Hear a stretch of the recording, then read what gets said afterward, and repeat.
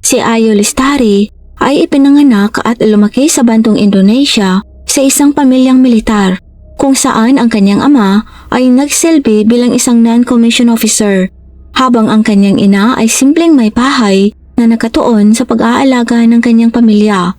Lumaki sa isang masayang kapaligiran ng pamilya, naging masayahin, simple at madaling lapitan si Ayo. Nagbago ang buhay ni Ayo noong 2011 nang sa edad na 17 years old nang nakilala niya at naging kaibigan si Private First Class Martin, isang sundalong nag-aaral sa Pustik Training Center sa Bandung. Ang pagkakaibigan nila ay mabilis na nauwi sa romantikong relasyon. Gayunpaman, pagkatapos lamang ng isang taon ng pakikipag-date, nagkaroon ng crisis nang matuklasan ni Ayo na buntis siya sa anak ni Martin. Ang balita ng pagbubuntis na ito ay labis na ikinagulat nilang dalawa. Si Martin, na nasa kalagitnaan ng pagsasanay sa militar, ay hindi pa handa para sa kasal. Samantala, si Ayo bilang buntis ay mahigpit na hiniling kay Martin na panagutan siya nito, ngunit patuloy siyang iniiwasan ng nobyo. Matapos ang maraming gabing walang tulog, sa wakas ay nakakuha ng lakas ng loob si Ayo para sabihin sa kanyang mga magulang ang totoo. Hindi itinatago ang katotohanan na ayaw siyang panagutan ni Martin. Matapos marinig ang kwento, galit na galit ang mga magulang ni Ayo at hindi nag-atubiling i-report ang bagay na ito sa commanding officer ni Martin. Hinihiling na magpakalalaki ang binata at panagutan ang bunga ng kanyang naging aksyon. Sa sandaling matanggap niya ang impormasyong ito, ang commanding officer ni Martin ay gumawa ng isang mapagpasyang desisyon. Kinakailangan ni Martin na panagutan at pakasalan ang buntis na si Ayo ayon sa batas. At kaya noong 2012, ang kasal ay naganap sa Bandung sa isang malungkot na kapaligiran. Pagkatapos, nagsimula ang buhay ng bagong kasal sa isang military service residence malapit sa bahay ng mga magulang ni Ayo. At hindi nagtagal, isinilang niya ang kanilang panganay. Gayunpaman, dahil si Martin ay hindi kailanman tunay na gusto ang kasal na ito mula sa simula pa lang, at napilitan lamang siyang magpakasal dahil sa panggigipit mula sa lahat ng panig. Sa kaibuturan ng puso ni Martin, ang bawat araw na naninirahan sa pagsasamang ito ay isang matinding panghihinayang, isang matinding pagsisisi na pinalawig sa mga taon. Noong 2017, inilipat si Martin sa lungsod ng Sibolga sa North Sumatra. Dahil walang service housing doon, sa barracks ng militar siya nakatira. Isang sitwasyon na tila hindi komportable, pero lihim na nasisiyahan nito si Martin. Ito na ang pagkakataon niya para maiwasang maisama si Ayo at ang kanilang anak. Ang pagkakaroon ng espasyo ng kalayaan na matagal na niyang gusto, malayo sa kanyang asawa na hindi naman talaga niya minahal. Habang masaya si Martin sa kanyang bagong buhay binata, si Ayo naman sa Bandung ay nalubog sa kalungkutan sa patuloy na pag-aalala tungkol sa kanyang asawa. Madalas niyang iniisip kung kumakain ba ito ng maayos at kung ang buhay na malayo sa kanila ng kanyang anak ay nagpapahirap sa kanyang asawa. Matapos ang isang taong paninirahan sa Sibulka noong 2018, nakipagmalapit si Martin sa isang babaeng nagngangalang Maria. Walang pag-aalinlangan, ipinakilala niya ang kanyang sarili bilang binata kay Maria. Mula sa pagkakaibigan, mabilis silang nauwi sa isang romantikong relasyon. Gayunpaman, ang relasyong ito ay tumagal lamang ng 6 na buwan. Pagkatapos ay nakipag-date si Martin kay Winda, ang malapit na kaibigan ni Maria. Ngunit pagkatapos ng ilang buwang pakikipag-date, nalaman din ni Winda na may asawa at anak na pala si Martin na kasalukuyang nakatira sa Bandung. Dahil dito, labis na nagalit si Winda dahil pakiramdam niya ay niloko siya. Ngunit patuloy na sinubukan ni Martin na humingi ng tawad at kinumbinsi si Winda na may plano siyang hiwalayan ang kanyang asawa sa Bandung. Sinabi ni Martin kay Winda kung paano nagsimula ang relasyon nila ng kanyang asawa, na hindi naman maganda ang pagsasama nila dahil napilitan lang naman siyang pakasalan nito, at ngayon ay plano na talaga niyang hiwalayan ang kanyang asawa at mag-commit sa relasyon nilang dalawa. Dahil sa matatamis ng mga pahayag na ito, unti-unting lumambot si Winda at sa huli ay tinanggap ang paghingi ng tawad ni Martin at at nagpasya na ipagpatuloy ang relasyon nilang dalawa sa kabila ng malinaw na katotohanan at hindi na ngayon lingid sa kanya na ang lalaking ito ay mayroon ng pamilya. Nagpatuloy ang kanilang ipinagbabawal na relasyon. Natanggap na ni Winda ang kanyang papel bilang isang kapit habang naghihintay ng araw na tutuparin ni Martin ang kanyang pangakong hihiwalayan ng kanyang asawa. Noong 2019 kahit papaano ay nalaman ni Ayo na si Martin sa Sibulca ay nakikipagrelasyon sa ibang babae. Nalaman niya pa ang pangalan ni Winda. Dahil dito puong tapang na bumiyahe si Ayo papuntang Sibulca ng mag-isa sa layuning makipagkita sa commanding officer ni Martin para i-report ang pakikiapid na ginagawa ng kanyang asawa at si Ayo ay may plano na rin na mag-file ng diborsyo. Ngunit pagkatapos nilang magkita sa Sibulca, ang commanding officer ni Martin na nakaramdam ng awa sa kanilang napakabata pang anak ay pinayuhan ang dalawa na magkasundo at mahinahong lutasin ng issue. Dahil kung maghihiwalay sila, hindi sila ang maghihirap kundi ang kanilang anak na 7 years old pa lamang na nangangailangan pa rin ng isang kumpletong pamilya sa panahon ng kanyang development. Dahil dito sa wakas ay nalutas ang issue. Nagkasundo ang mag-asawa at hindi naghiwalay. Pagkatapos bumalik si Ayo sa Bandung. Pero pagkabalik ni Ayo sa Bandung ipinagpatuloy pa rin ni Martin ang kanyang pakikipagrelasyon sa naturang babae. Ngunit makalipas ang ilang buwan, natuklasan ni Ayo na ang kanyang asawa ay palihim pa rin nakikipagrelasyon kay Winda. Dahil dito, agad na dinala ni Ayo ang kanyang mga magulang sa Sibulca para pag-usapan ng isyong ito kay Martin kasama ang kanyang commanding officer. Pagkadating nila ay agad silang nagpulong kung saan nagkasundo sina Martin at Ayo at natapos ang lahat ng mapayapa dahil marami sa kanila ang tunay na nagkonsidera sa kanilang napakabata pang anak. Sa panahon ding ito, iminungkahi ng commanding officer ni Martin na sa Sibulca na rin tumira sina Ayo at ang kanyang anak kasama ni Martin upang maging buo ang kanilang pamilya nang wala ng ganitong uri ng problema.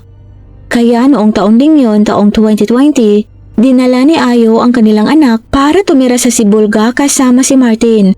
Pero sa likod ng lahat ng ito, hindi pa rin tapos ang masalimuot na issue sa pagitan nilang mag-asawa.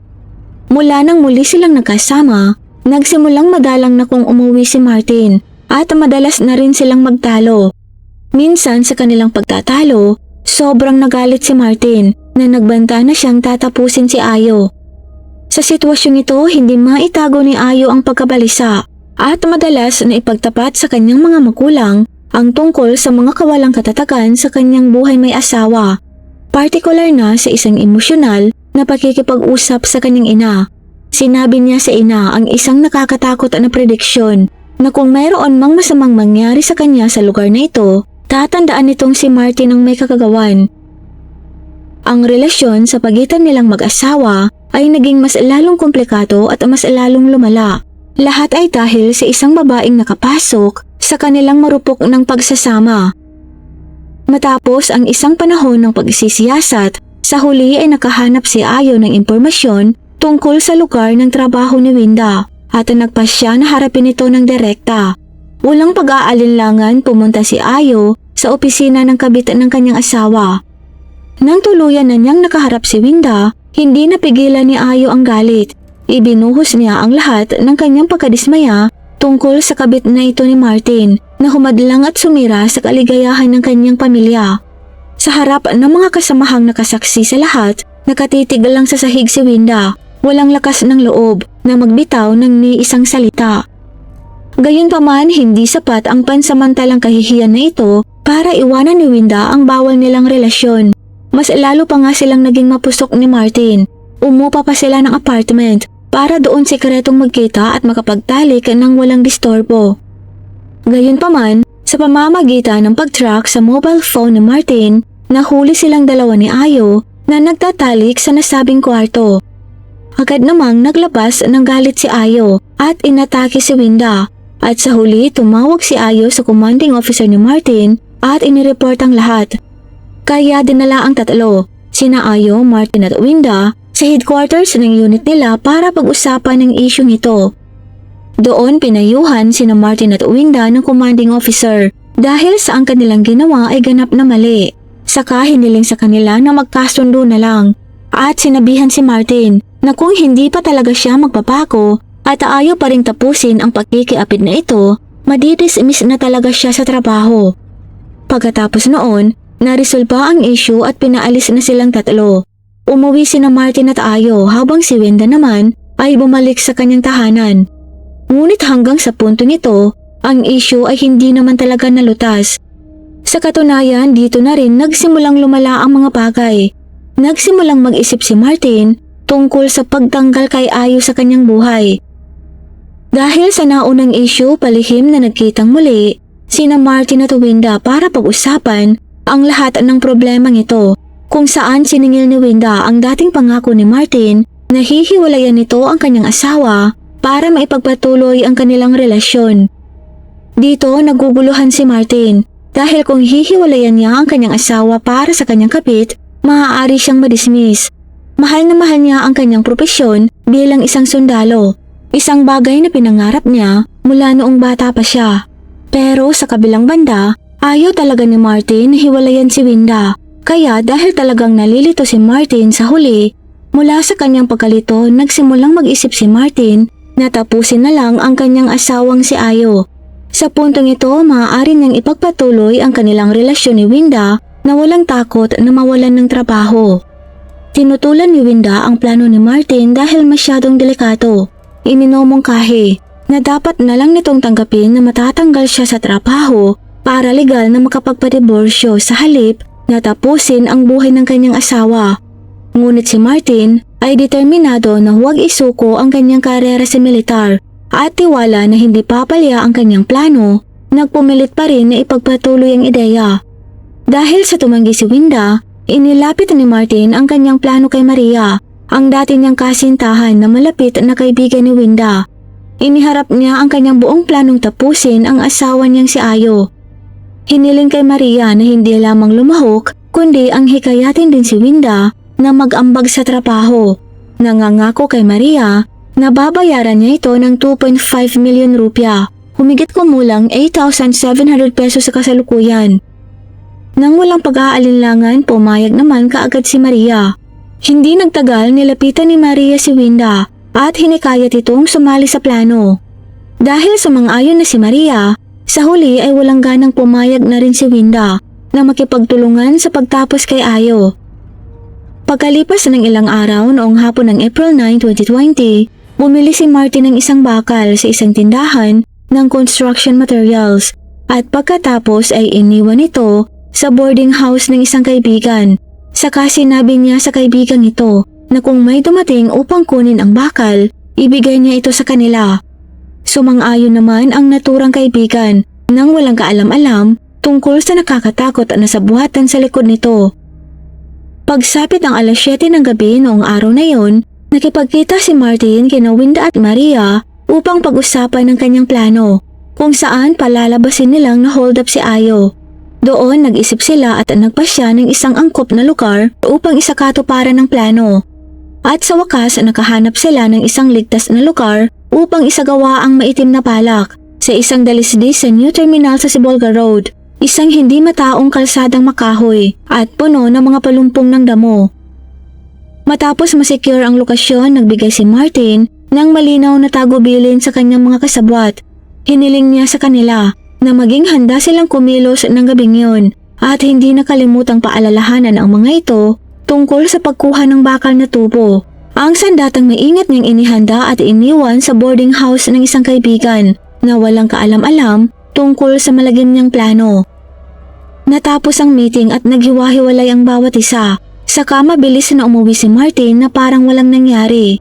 Gayunpaman, pagtapak pa lang nito sa pintuan ng kanilang tahanan, ay palihim niyang kinontak sina Winda at Maria.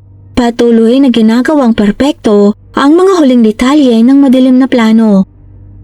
Nang sumapit ang alas 9:30 ng gabi, hinintay ni Martin na makatulog ng mahimbing ang kanilang anak bago i-text sina Winda para sa hudyat na maghanda na itong kumilos. Saka nagsimulang magbago ang kanyang ugali. Naging napakalambing nito at maasikaso kay Ayo. isang bagay na matagal nang hindi nangyari sa kanilang sira ng pagsasama. Sa likas na kilos, inimbitahan ni Martin ang kanyang asawa na lumabas sila para makalanghap ng sariwang hangin at mamasyal. Nang walang dahilan para tanggihan ang hindi inaasahang imbitasyon na ito, masayang tumango si Ayo bilang pagsang-ayon. Gayunpaman sa instinct ng isang ina, bago umalis ng bahay mabilis na nag-message si Ayo kay Matilda, isang matalik na kaibigan na nakatira sa tabi nila mismo. Nakikiusap na bantayan ang natutulog niyang anak na mag-isa lang sa bahay dahil lumabas sila ni Martin para mamasyal. Ang maingat na pagkilos na ito ay ganap na lampas sa kontrol ni Martin. Wala siyang ideya na magpapadala ng mensahe ang kanyang asawa sa kaibigan nito. Sa dilim ng gabing yon, umalis ng bahay ang mag-asawa sakay ng motorsiklo at tiwala pa rin si Ayo na nakahawak sa likod ng lalaking ilang taon na niyang nakasama. Walang pag-aalinlangan, dumiretso si Martin sa lokasyon na maingat na inihanda para sa kanyang madilim na plano. Nang marating nila ang dalisdis, nagsimulang bumagal ang pagpapatakbo ni Martin at sadyang pinaalog ang motorsiklo. Pagbagsak nila ay agad na lumapit sina Winda at Maria. Inilabas ang kanina pang inihandang tubo na bakal at malakas na hinampas si Ayo sa ulo. Pagkatapos noon ay agad na hinablot ni Martin ang bakal sa kamay ni Winda para ipagpatuloy ang paghampas sa ulo ni Ayo ng 2 beses. Dahilan para agad na bawian ng buhay si Ayo na basag na ang bungo. Pagkatapos, kinaladkad ni Martin ang katawan ni Ayo at itinapon ito kasama ang tubong bakal sa mga palumpong sa dalisdis. Pagkatapos noon, binigay agad ni Martin ang perang ipinangako niya kay Maria. Saka naghiwa-hiwalay na sila. Pag-uwi, bitbit ni Martin ang wallet at cellphone ni Ayo. Sa kabilang banda noong gabing yon, pagkatapos i-message ni Ayo si Matilda para pakiusapan na bantayan ang kanyang anak, hindi agad nabasa ni Matilda ang mensahe. Pero nang nabasa niya ito, agad siyang nag-reply.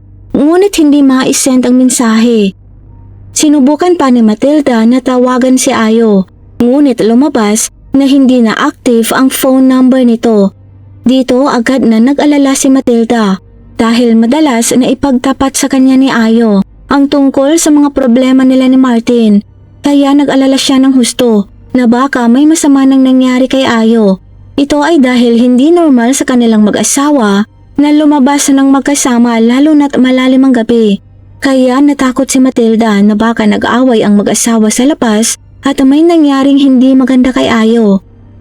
Dahil dito, agad itong ipinaalam ni Matilda sa ibang babaeng malapit sa bahay. Maging ang asawa ni Matilda ay pinaalalahanan siyang huwag masyadong makialam sa mga isyong mag-asawa ng ibang tao. Nag-isip din naman ng positibo sina Matilda at ang kanyang mga kaibigan.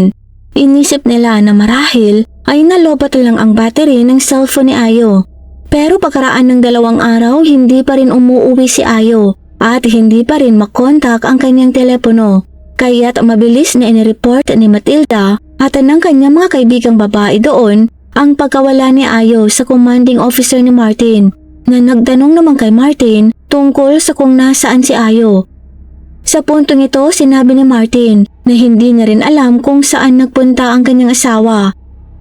Matapos naman malaman ng mga magulang ni Ayo na nawawala ang kanilang anak, agad silang naghinala na may nangyari ng hindi maganda dito.